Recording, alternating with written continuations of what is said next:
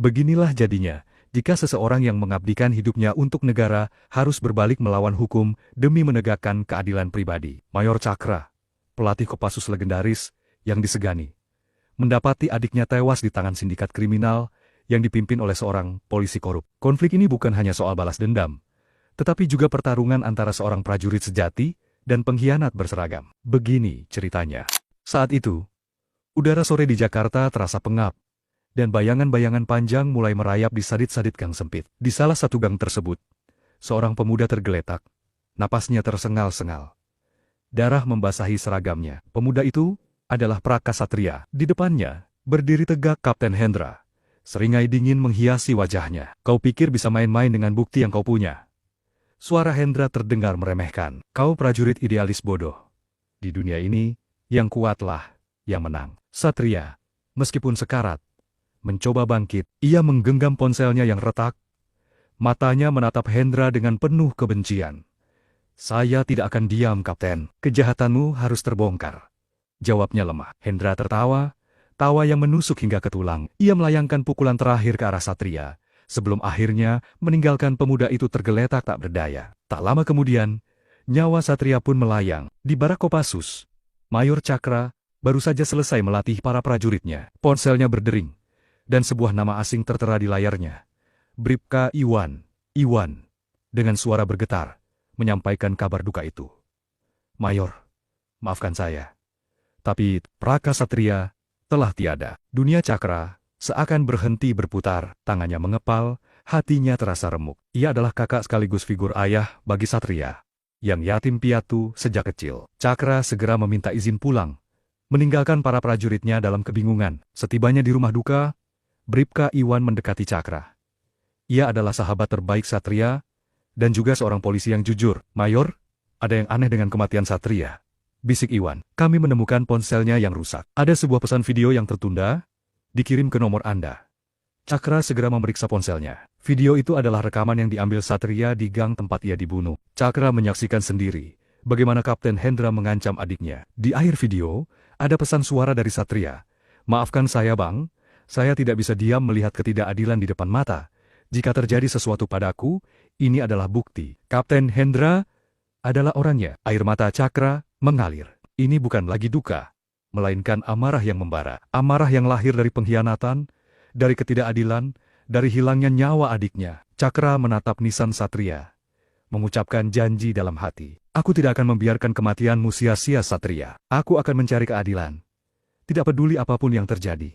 Mayor Cakra mengambil langkah berani. Ia memutuskan untuk menggunakan keahliannya sebagai prajurit elit untuk menyusup ke dalam lingkaran Hendra. Dengan identitas palsu sebagai Raditya, seorang penyelundup barang antik, ia berhasil mendekati jaringan Hendra. Tugasnya sederhana: mengintai, mengumpulkan informasi, dan mencari celah. Di balik wajah tenang Cakra, ada amarah yang mendidih. Ia menyaksikan sendiri bagaimana Hendra dan anak buahnya mengelola bisnis gelap, mulai dari penyelundupan senjata hingga pemerasan.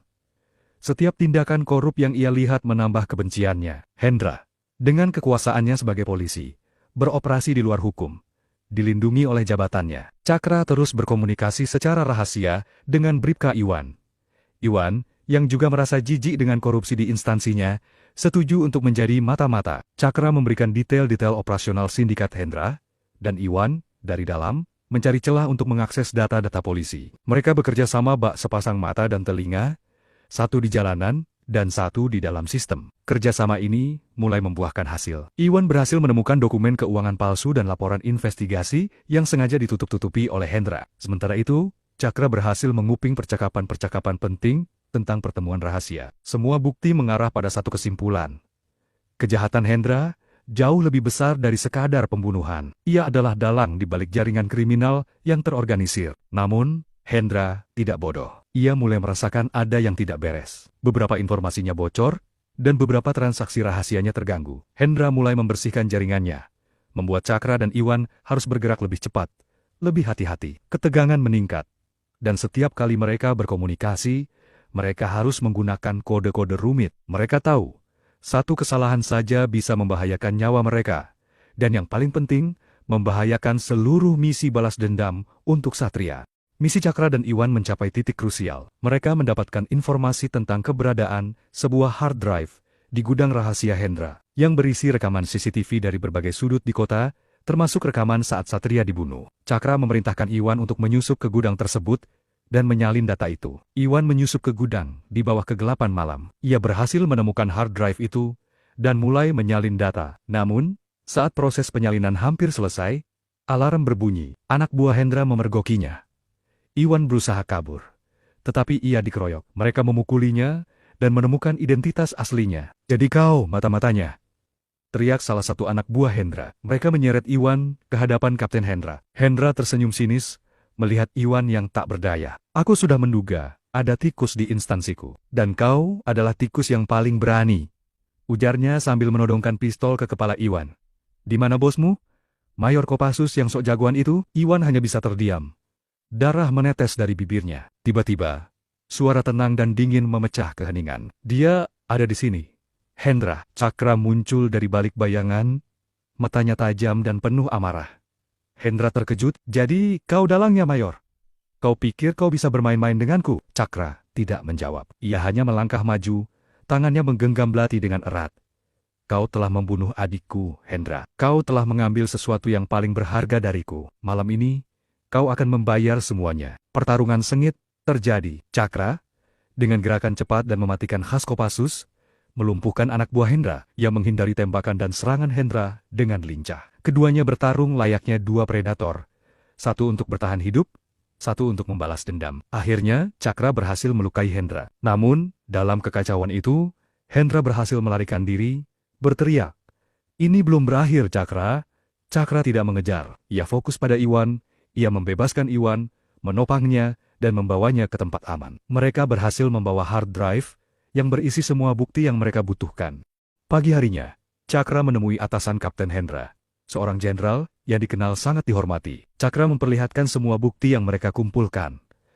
Rekaman video pembunuhan Satria, rekaman-rekaman kejahatan sindikat, dan dokumen-dokumen palsu yang dibuat Hendra. Jenderal itu terdiam, tak percaya melihat bawahannya yang selama ini ia percaya, ternyata adalah seorang kriminal. Tanpa membuang waktu, jenderal itu membentuk tim investigasi gabungan yang dipimpin oleh Cakra dan Iwan.